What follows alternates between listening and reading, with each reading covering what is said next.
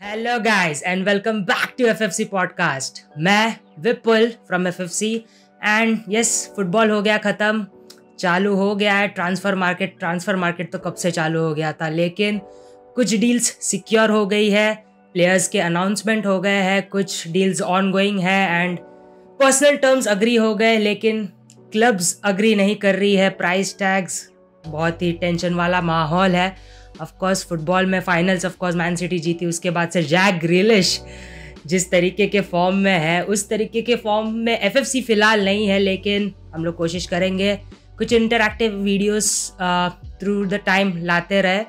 But जो चीज़ के ऊपर मैं आज बोलूँगा that is the transfer market. भाई फिलहाल जूड बेलिंगहम का ट्रांसफ़र फाइनल हुआ है, तो रियल मैड्रिड उसके इमेजेस डाले जा रही है भाई। तो भाई ट्रांसफर इन टोटल, अगर आपको ऑन पेपर, मैं पाउंड्स में बात करूंगा हर डील के बारे में, मैं जितने डील्स अभी फिलहाल बात करने वाला हूँ, इन टोटल 134 पाउंड्स ने में बिका है from Dortmund to Real Madrid. अब आप बोल रहे होंगे अंधा है क्या, 134 एड-ऑन्स को गिन के बात हो रही है, क्योंकि 103 pounds is the correct amount अगर उसको डॉलर्स या आपके हिसाब से कन्वर्ट कर लो, बट मैं पाउंड्स में बात करूंगा। एड-ऑन्स इस तरह, अगर आपको एड-ऑन्स नहीं पता है तो एड-ऑन्स उसके किस तरीके से रियल मैड्रिड के साथ अचीव करेगा, उसके उस हिसाब से रियल मैड्रिड डॉर्टमंड को पे करेगी। ये ऑफ कोर्स एड-ऑन्स है, ये ऑफ कोर्स बहुत लोगों को पता होगा। फर्दर मूव करेंगे, Jude Bellingham of course is done next. And अगर आप लोगों को पता नहीं है, I am a Chelsea fan and Chelsea जिस तरीके से आउट गोइंग्स पे ध्यान रख रही है, काय हावर्ट्स के सागा में पहले तो he was linked with real Madrid few weeks ago, मैं बोलूंगा भाई,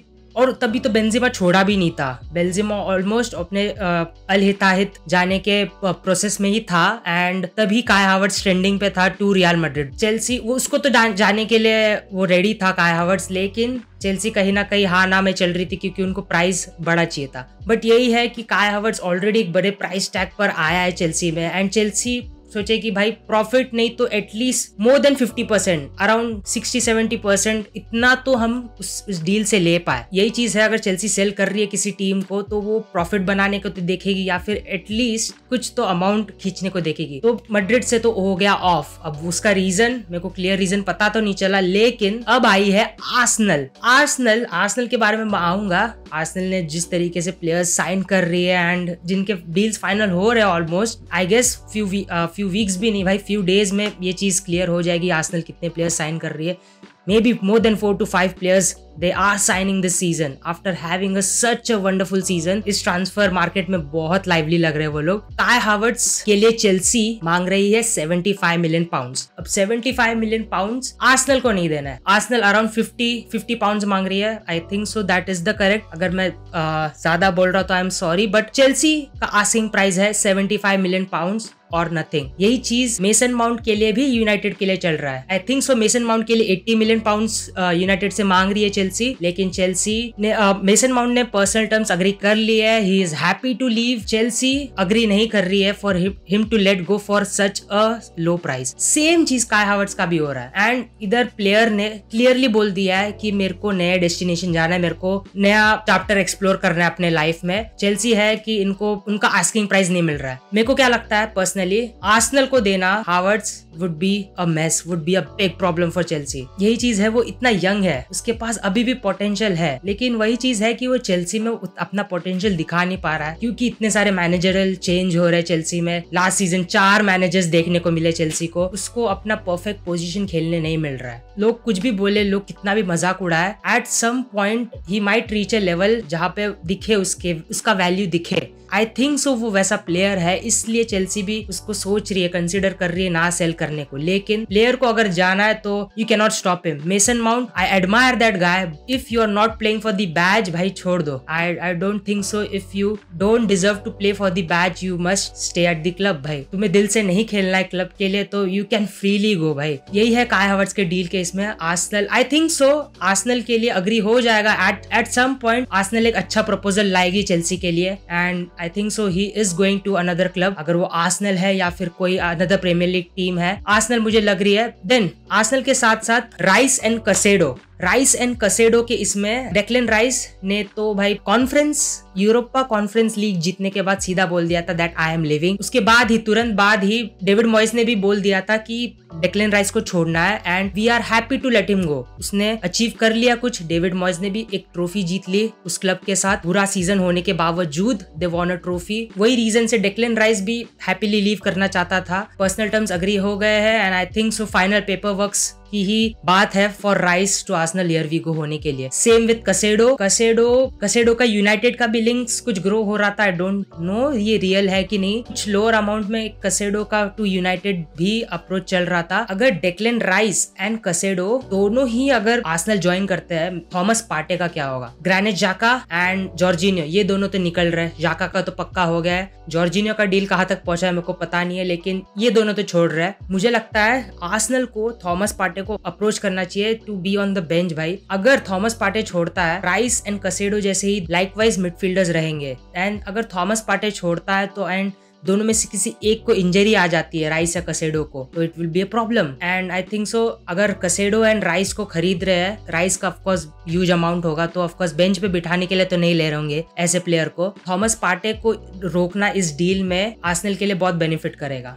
एंड आर्सेनल ऑफकोर्स हावर्ट्स के लिए भी जा रहे हैं, तो आई थिंक सो जैसे जैसे ट्रांसफर विंडो ग्रो होगा, आर्सेनल और एक दो प्लेयर्स के लिए मे भी जाएगी एंड मे बी एक सेंटर बैक भी खरीदेगी। You never know. जैसे हम लोग ने देखा कि सलीबा एंड गैब्रियल में कोई एक इंजर्ड हो जाता है, they have to bring Holding and Holding एक लाइक टू लाइक रिप्लेसमेंट नहीं दिखता है। तो मे बी आर्सेनल वैसे प्लेयर के लिए भी जा सकती है, एक सेंटर बैक के लिए भी जरूर अप्रोच कर सकती है। Another transfer that is David Raya from Brentford to Tottenham Hotspur. Around 40 million pounds की डील है, बट टॉटनहम आस्किंग प्राइस थोड़ा लोअर करने को देख रही है। थिंक सो लास्ट में वो लोग अग्री कर देंगे 40 million for a Spanish goalkeeper who is 27 years of age. भाई आराम से 5 इयर्स है, 5 और मोर इयर्स है उसके टैंक में खेलने के लिए। एंड ऑफ कोर्स चेल्सी भी इस डील में मे बी इन्वॉल्व हुई थी कहीं ना कहीं, क्योंकि चेल्सी भी गोलकीपर देख रही है। मेगनन ने ना बोल दिया चेल्सी को, क्लियर एंड आउट। ओनाना का क्या चल रहा है अभी तक? चेल्सी ने अप्रोच तो किया था, क्या डील का कंक्लूजन रहा है अब तक पता नहीं चला है। David Raya to Tottenham is likely to be happening.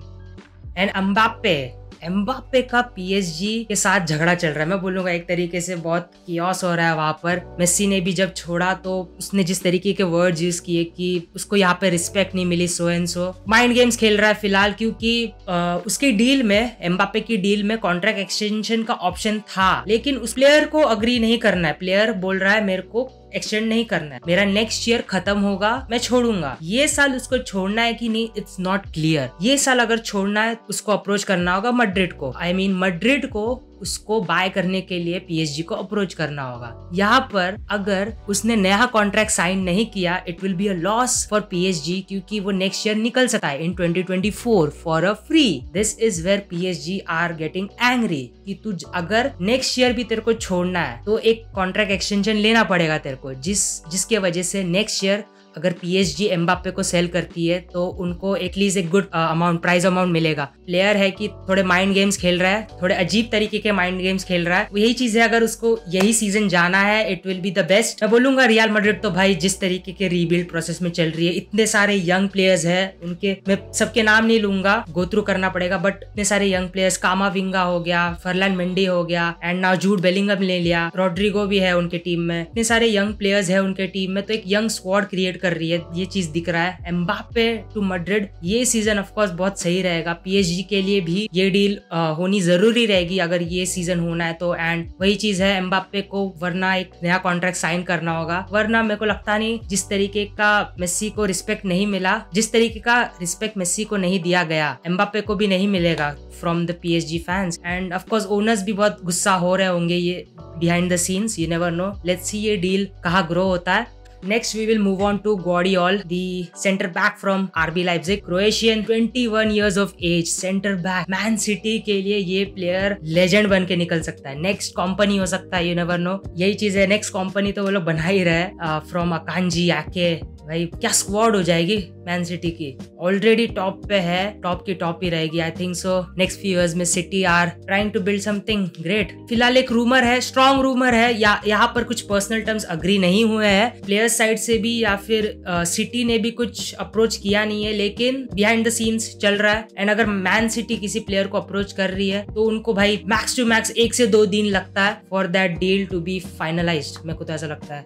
Holland को भी भाई क्या चुपके से साइन किया था। ऑन पेपर 45 समथिंग का प्राइस टैग था, but we all know inside कितना बड़ा अमाउंट था। आई थिंक सो मैंने ऑलमोस्ट सारे इंपॉर्टेंट ट्रांसफर्स कवर कर लिए है। And if you think so मैंने कोई इंपॉर्टेंट ट्रांसफर मिस किया है तो कमेंट सेक्शन में उसको डालना मत भूलना। नेक्स्ट वीक वापस से we will try to bring the transfer news to you and मिलते हैं in the next video. Peace out.